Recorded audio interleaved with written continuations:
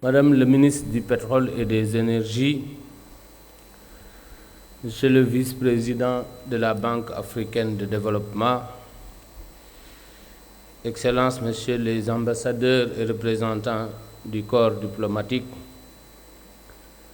Messieurs les présidents, directeurs généraux et directeurs généraux des sociétés d'électricité d'Afrique,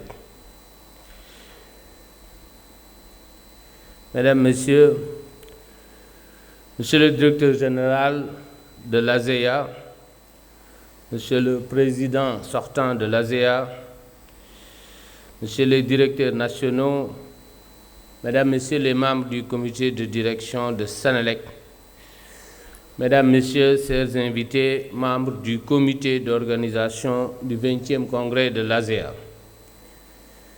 honorables invités, Madame le ministre, je souhaite la bienvenue. Je le fais avec la fierté d'un homme qui vit dans un pays où la réception d'invités est plus qu'un geste circonstanciel. Il relève même de la constitution de notre conscience collective, de notre patrimoine culturel. Bref, un pays qui n'est pas connu comme terre de la teranga pour rien. Vous êtes chez vous au Sénégal. Le plaisir que j'éprouve en vous souhaitant cette bienvenue est d'autant plus fort que la raison de votre présence porte les germes de l'espoir, les ingrédients de belles promesses. Mesdames et Messieurs, chers invités, nous sommes réunis aujourd'hui pour réaffirmer notre engagement collectif et conjugué pour relever l'un des défis les plus pressants de notre temps, l'un des défis les plus importants de notre continent. Il s'agit d'apporter la lumière à nos frères et sœurs du continent. Il s'agit de fournir de l'énergie à nos pays, à nos sociétés. En d'autres termes, c'est le défi du relèvement du plateau existentiel des Africains, du nord au sud, de l'est à l'ouest.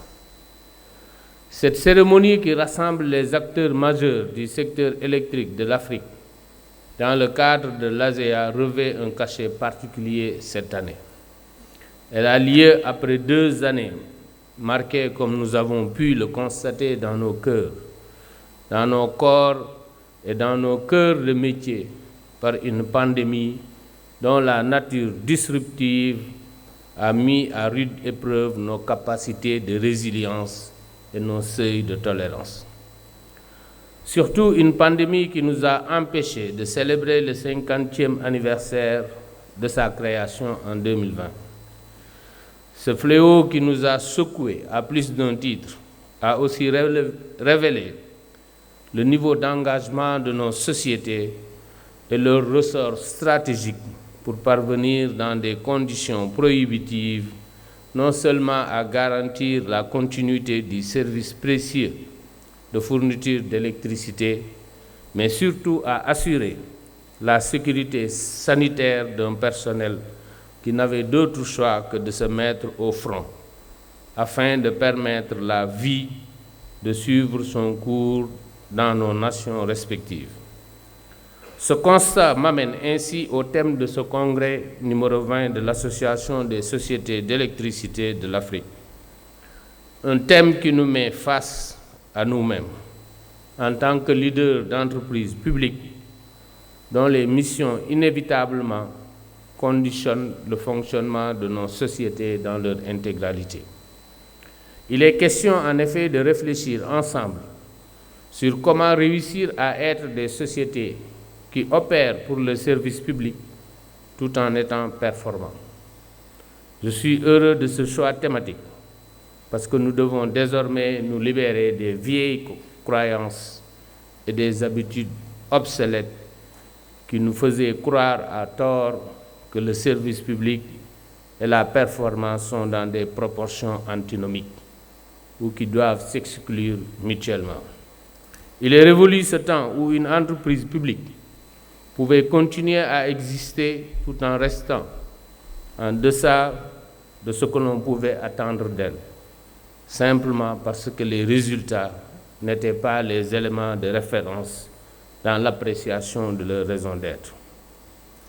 On ne peut plus et on ne doit plus se cacher derrière le rideau gouvernemental ou de l'État pour se permettre de faire fi de la nécessité de toujours être à la hauteur des attentes de résultats à l'image du secteur public.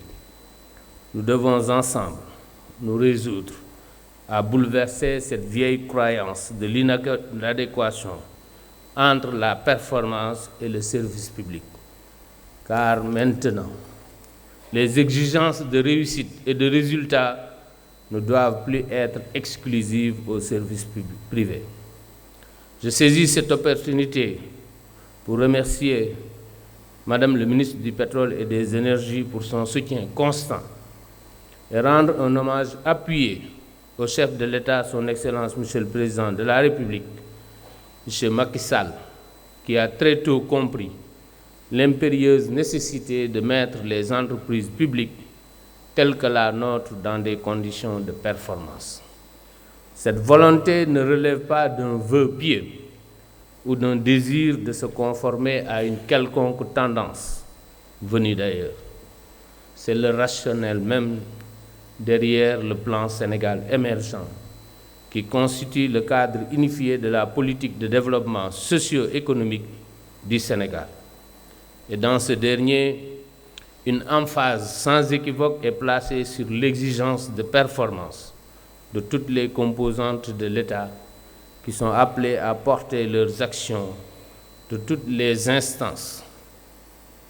Cette ambition salvatrice de toute une nation. Sénélec, bien évidemment, ne peut être une exception dans ce contexte, comme l'illustre le contrat de performance, toujours mis à jour et en évaluation constante qui nous lie à l'État du Sénégal. Je voudrais par la même occasion remercier le personnel de Sénélec pour leur dévouement dans le travail et leur appréciation rigoureuse des attentes placées en elles par le gouvernement du Sénégal et par tout un peuple.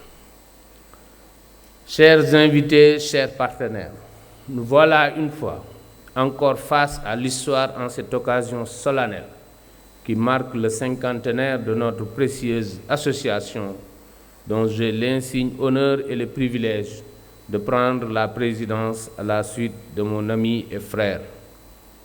Je mesure ainsi à sa juste valeur les enjeux qui sont devant nous, dans un environnement où notre continent est obligé de travailler à la recherche de solutions endogènes pour relever le défi de l'accès aux services énergétiques modernes pour nos villes, pour nos campagnes, pour soutenir le développement de nos économies et subvenir aux besoins d'une population jeune et croissante.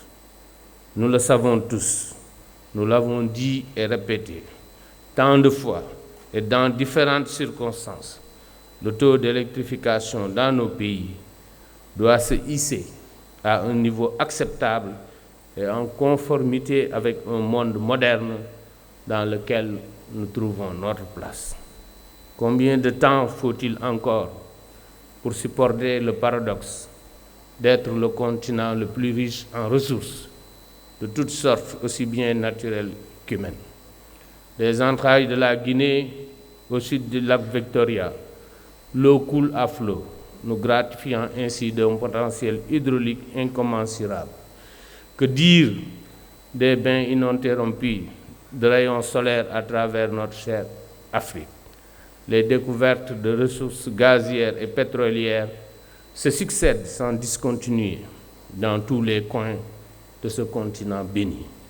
Ce congrès historique qui nous réunit offre une occasion tout aussi historique de changer la donne et d'effectuer le tournant tant attendu qui nous mènera vers la réussite de notre pari de la performance de nos sociétés d'électricité respectives pour éclairer le continent et baliser les chantiers de notre développement inéluctable. Ce sera en tout cas le bréviaire de ce mandat que j'entame avec humilité et dévouement. Je vous remercie de votre aimable attention.